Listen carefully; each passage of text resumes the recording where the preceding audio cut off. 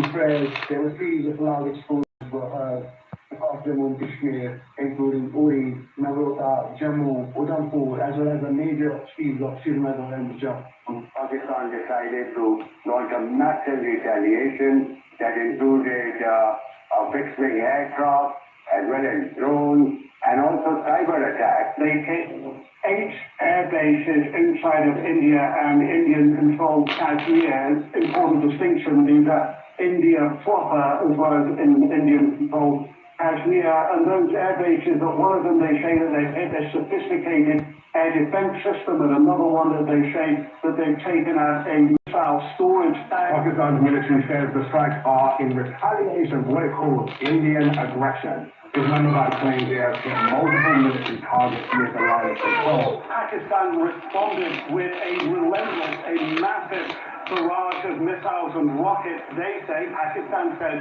into Indian military facilities, bases inside India, air bases, weapons storage, and along that disputed line of control in Kashmir against military bases there. They say that this, from a Pakistan perspective, their communications, how they were communicating with Secretary Rubio, that really put India on the back foot. It didn't know what had happened. India, according to Pakistan, reached out to Secretary Rubio, reached out to the Saudis, reached out to the Turks, reached out to others to find a diplomatic off-ramp, got engaged after that onslaught in diplomacy, but telling the mediators that they were going to go on a pause on the Indian side. घबराहट एक तो लोगों की नजर आ रही है क्योंकि तमाम एयरवेज ध्वस्त होते हुए नजर आ रहे हैं, गोले में बदले हुए नजर आ रहे हैं।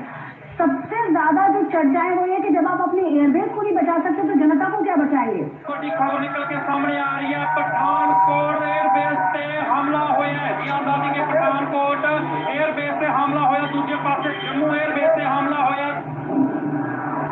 ये पाकिस्तान की साइड है, देखिएगा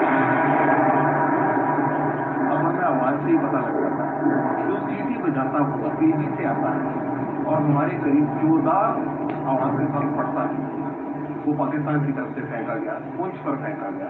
देखिए उन्होंने जो किया है पठानकोट, पठान हमारा आगे जिसको हम कहें एडवांस एयरबेस है, बहुत है। उन्होंने उधमपुर में किया है, ये किया है श्रीनगर के पास में किया है, अवंतीपुर में, सिरसा को आपने बताया एयरबेस है वहां पर, उसको उसने टारगेट किया है और तो वो ड्रोन्स के साथ साथ अपनी बड़ी मिसाइल भी दाग रहा था। पूरी तरह से धमाकों की आवाजें हैं, वो राजौरी पुंछ के साथ साथ जम्मू के अलग अलग इलाकों में यहाँ पर सुनाई दे रही है। पाकिस्तान बिल्कुल आखिर में ये इस्तेमाल करेगा और पाकिस्तान को शुरू में इस्तेमाल कर रहा है। केवल और भी बहुत सारे मिसाइलों का जखीरा है और इससे भी ज्यादा कारगर मिसाइल है। The attacks have been coming in from the Pakistani forces. We saw how they lit up the entire border area all the way from the north in Kupwara, in Uri, where the ceasefire violations were taking place. Then we saw the drone strikes which were taking place in the Jammu area, all the way down to Bhuj. There were several attacks coming in from the Pakistan side, several drone strikes which were coming in from the Pakistan side. Again, remember, I see that didn't the whole world hear and report? Well, that's what we promised. Your armed forces promised and delivered that. अभी कुछ भी नहीं है। So I would like to draw your attention to the next place. That's how the Indian Ministry of Defense itself reported. और कंजी क्या इतने गरीबी किया इन्हें पीछे लाने Aggressive actions employing multiple threat vectors all along the western border. Pakistan employed UCAS, drones, long-range weapons, loitering munitions and fighter aircraft to target military infrastructure. Pakistan military also resorted to air intrusion using drones and firing of heavy caliber weapons along the line of control. Air intrusions and several harassment attacks were also attempted from Srinagar at more than 26 locations. Damage was sustained to equipment and personnel at Indian Air Force stations at Patankot, Adampur and Bhuj. There were also several high-speed missile attacks noticed with heavy damages to other military stations in Kupwara, Baramulla, Poonch, Rajouri and Aknoor sectors continued. Indian Armed Forces reiterate their commitment to non-escalation provided it is reciprocated by the Pakistan military. भारतीय सशस्त्र बल दोहराते हैं कि वे तनाव वृद्धि नहीं चाहते। बशर्ते पाकिस्तान भी ऐसा ही व्यवहार करे। So did you find even there from the Indian statements that did Pakistan attack anything other than military targets? No. Did any international media, even Indian media, what are they reporting? Precise targeting of the military installations, posts. We told you that we don't target civilians. Our religion does not allow us. Our culture does not allow us. Our professionalism of these armed forces doesn't allow us. That we will never target civilians. So they are even acknowledging that. And they are also saying that once they received the message, once the court got the message, then who asked for non-escalation? Who requested that they want non-escalation, that the things should go down? It's for all to see. So now I will request first Vice Admiral Ravi Nawaz to give you a short brief on the naval operations that was part of the Operation Banana Issues, followed by Air Vice Marshal Aurangzeb on the air. And after that, we'll take your questions.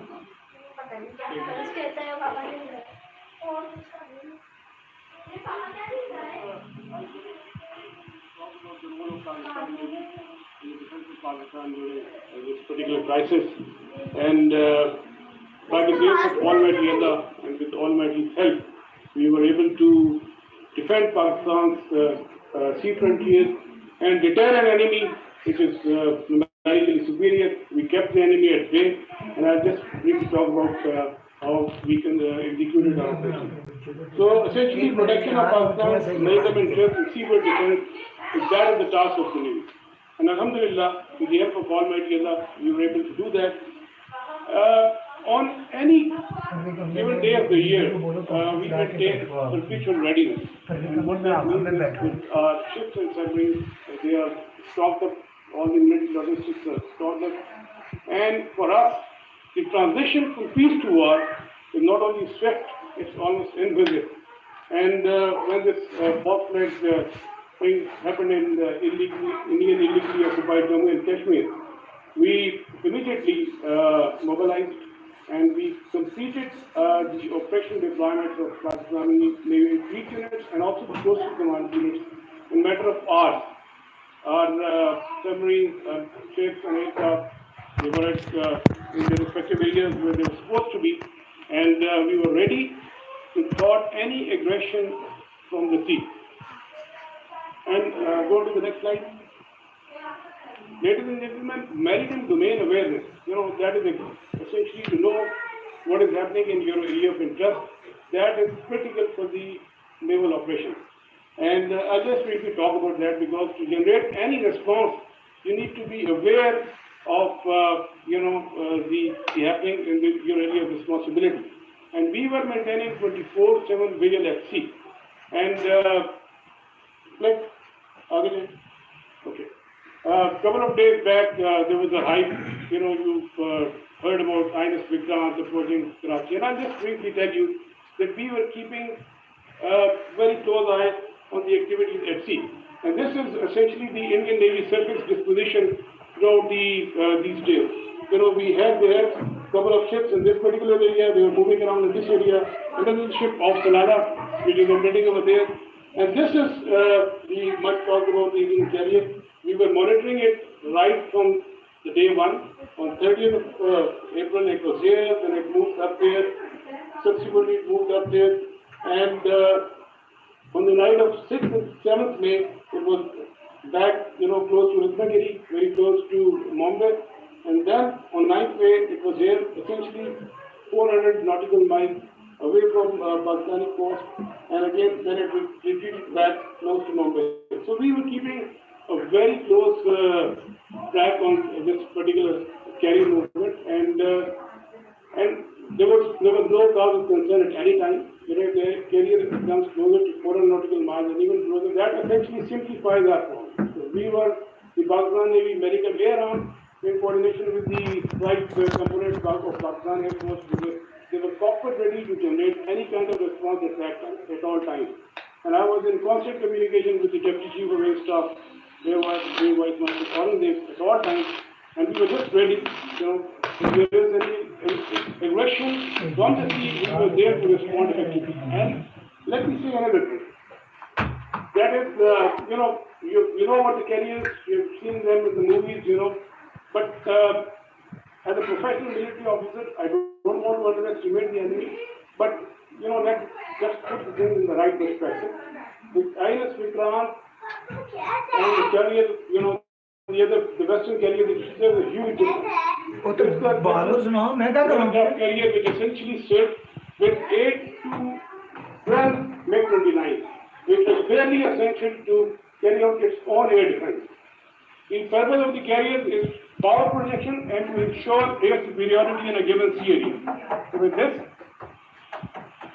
let's set the battle. This is simply not possible, and the Indian Navy exactly knew this, and that is precisely why on the 9th of 6th and 7th, when they carried out this cowardly attack on the civilians, they moved this carrier to the safety of their own coast, well away from Pakistan's strike capability, close to the Ladakh. And again, on the 9th of 9th and 10th, it was moved very close to the Mumbai. It was essentially 17 to 20 nautical miles off Mumbai. But we were keeping a track. We were fully aware of their movements in this area, and we were always ready to generate a response in coordination with the Air Force, especially in case of the aircraft carrier. Subsurface elements, the offensive elements, they were offensively deployed within their respective areas and ready to generate a response. And also, you might have seen this footage. We were not only in the surface domain, but we were essentially effectively monitoring their air surveillance, and because of the operation security reason, I'll not talk much about how we did that, but we were keeping an eye on this particular activity as well. And likewise, in the subsurface domain, our anti-submarine warfare vigilance was all-time high. We were monitoring the movement of their submarines on the left shores, and we definitely, had an idea where it would be, and we had our air surveillance and suppression effectively going on at all times. Likewise, another component of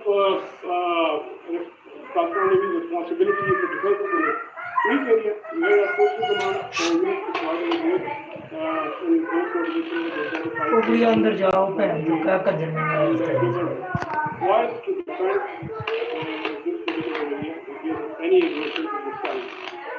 Another important component is the protection of port harbors. You have just heard the DGIS here talk about the self-protective threat that we witnessed. There was a surge in another part of the country, and we were real-time apprehension that this may be a surge. So we ensured the protection of all ports and harbors of Pakistan, and coastal command elements effectively played a very, very important role in this. And just to mention that on the night of 6th and 7th, when they carried out the attack in Pakistan, we were fully ready to respond to any aggression. We were just ready, and but the enemy chose not to come our way. It was essentially not a matter of choice, because enemy fully understood the cost it would have incurred had it ventured from the sea. And likewise, and two words about the missile threat that we talked about. You must have heard the enemy missile attack. We were keeping a very close eye on enemy deployment in this area and where it can potentially launch a missile threat towards Karachi. We were fully aware, and we had our response ready to in that and good. Go to the next slide, please. Ladies and gentlemen, all operations, whatever we do, in the military domain, they have to create certain effects. We will look for the effects, and the effect that we created, we were able to resolutely, with our posture, we were able to deter the Indian Navy despite its very good superiority number of times.